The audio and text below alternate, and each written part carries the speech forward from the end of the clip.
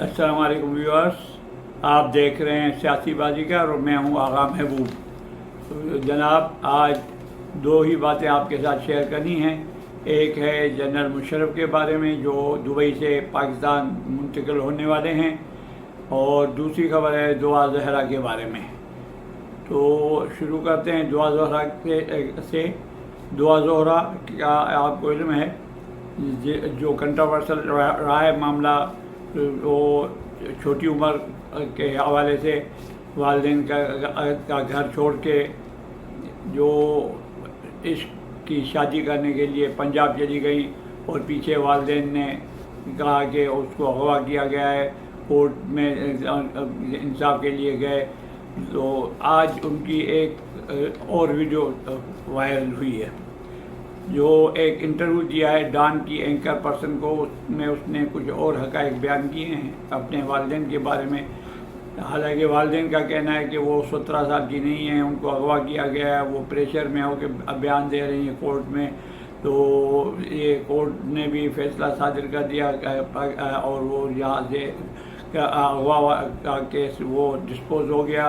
तो अब आते इस तरफ के दुआ ज़हरा ने एंकर पर्सन को क्या कहा। डॉन की एंकर ने उनसे पूछा कि आपके ऊपर इल्ज़ाम है कि आपको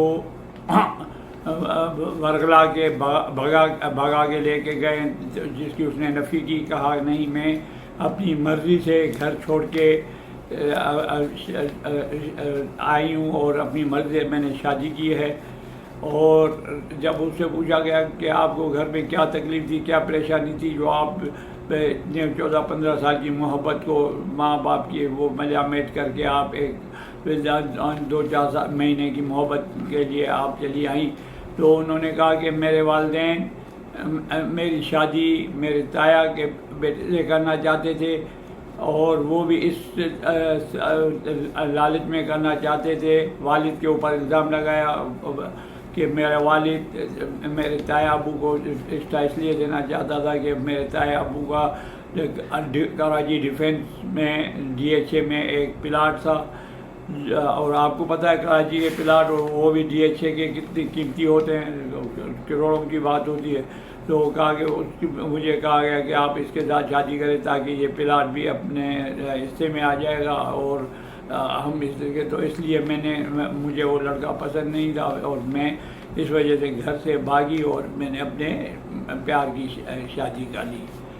जब उससे पूछा गया कि कोर्ट में आप माँ बाप से मिलना भी नहीं चाह रही थी, तो और जब जजों ने आपको मजबूर किया तो आप अपनी माँ बाप के साथ मिली और आपने कहा कि आपके वालिदैन ने कहा कि हमारी मुलाकात में दुआ ज़हरा हमारे साथ वापस घर जाना चाहती है, तो इस बात में कहाँ तक सदाकत है। तो दुआ ज़हरा ने अपने वालिद के ख़िलाफ़ बात करते हुए कहा कि मेरे वालिद झूठ बोलते हैं, मैंने कोई ऐसी बात नहीं कही थी कि मैं वालिदैन के साथ जाना चाहती हूँ। जब मैं घर छोड़ के भागी हूँ और अपने शोहर के साथ खुश हूँ तो मैं क्यों कहूँ कि मैं अपने वालिद के साथ जाना चाहती हूँ। तो ऐसी सूरत में मैंने सिर्फ ये कहा था उनको कि आप मेरे शोहर के साथ मुफाहमत कर लें, उसको कबूल कर लें, तो मैं आपके साथ चली जाऊँ घर पे, जिससे वो राज़ी नहीं हुए। तो इसमें कोई ऐसी सदाकत नहीं है कि वो मैंने ऐसे कहा मेरे वालिद झूठ बोलते हैं। और मज़ीद उसने कहा कि मेरे वालिदैन माँ बाप दोनों झूठे हैं। अच्छा, जो कुछ भी हो, माँ बाप को भी सब्र कर देना चाहिए। जब एक बच्ची माँ बाप की मोहब्बत को ठुकरा के 16 साल 15 साल की खिदमत को भुला के घर छोड़ के इज़्ज़त को पामाल करके चली गई है तो उसको भूल जाए, और अगर नहीं भी भूल सकते तो दिल पे पत्थर रख ले। लोगों की बच्चियाँ मर भी तो जाती हैं ना, तो फिर अगर इस तरह नहीं करते तो फिर आप उनसे मुफाहमत करें, अपनी बेटी को घर पे ले आएँ, शादी की है, कोई ऐसा मसला नहीं है। अगर मुफाहमत नहीं कर सकते तो फिर थोड़ा खामोश हो गए। इस मौजू को ज़्यादा हवा देने से आपकी खुद की बदनामी होगी।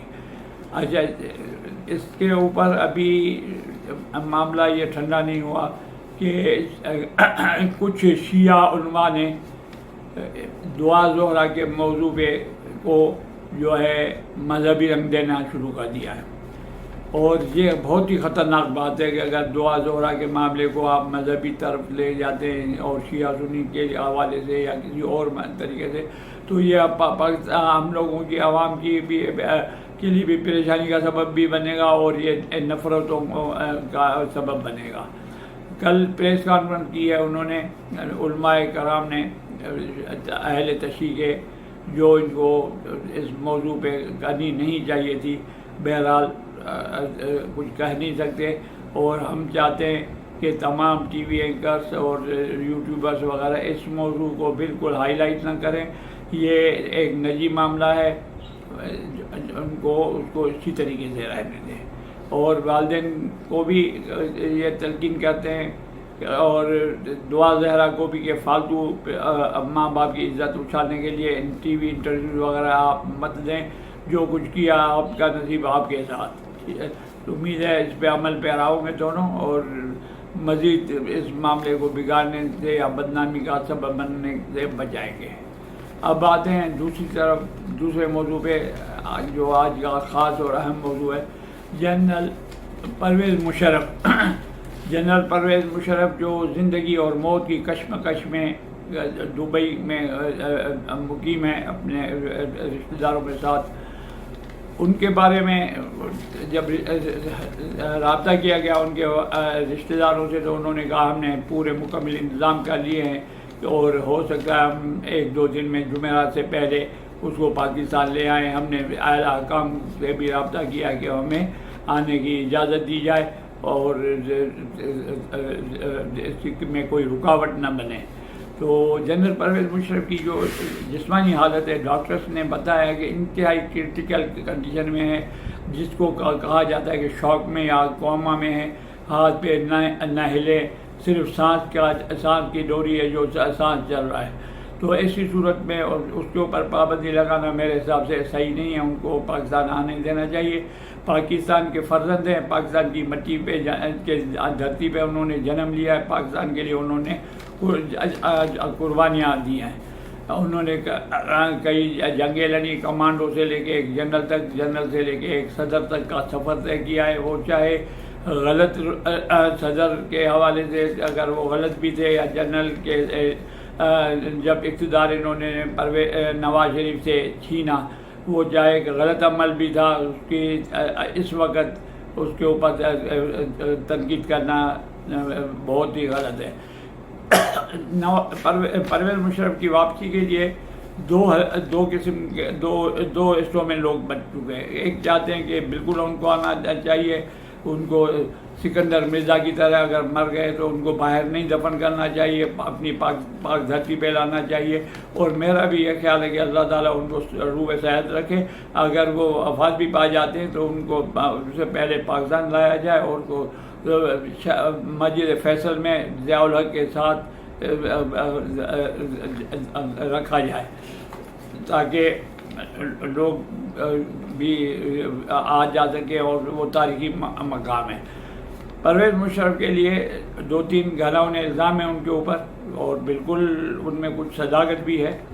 ایک الزام ہے ان کے اوپر کہ انہوں نے لال قلعہ کے اوپر جو ایکشن لیا، جو فوجی آپریشن کیا، وہ بالکل غلط تھا، جس میں کئی لوگ مارے گئے، کئی عورتیں بے گناہ مارے گئے، کچھ علماء کل مولوی شہید ہوئے۔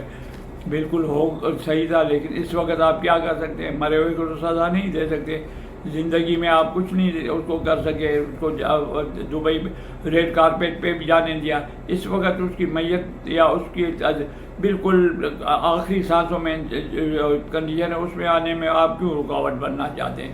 اس کے اوپر دوسرا الزام ہے کہ اس نے اکبر بگٹی کو پہاڑوں میں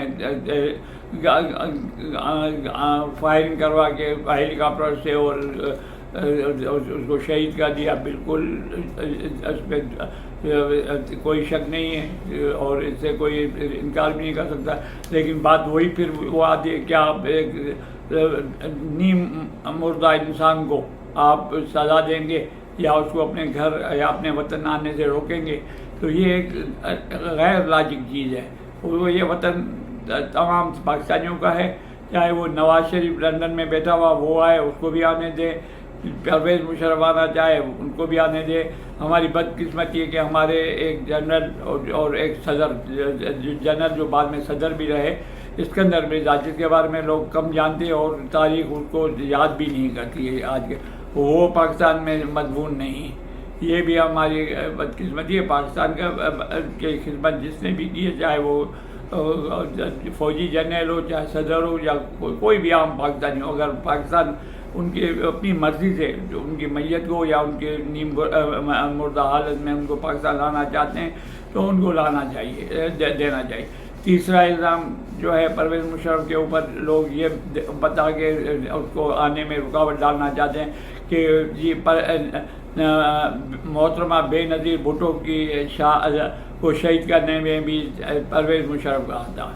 اب اس کے بارے میں مختلف خبریں مختلف آ رہے ہیں، اور خود جب ضیاء الحق دبئی میں ہی مقیم تھے تو وہاں سے انہوں نے ایک بیان دیا تھا کہ بھائی آپ 10 الزام میرے اوپر لگائیں، لیکن بے نظیر کا الزام آپ مجھ پہ کس طریقے سے لگا رہے ہیں۔ آپ دیکھیں بے نظیر کے قتل کے بعد، شہادت کے بعد تو مجھے سب سے بڑا نقصان ہوا، بینیفیشری کون ہوا؟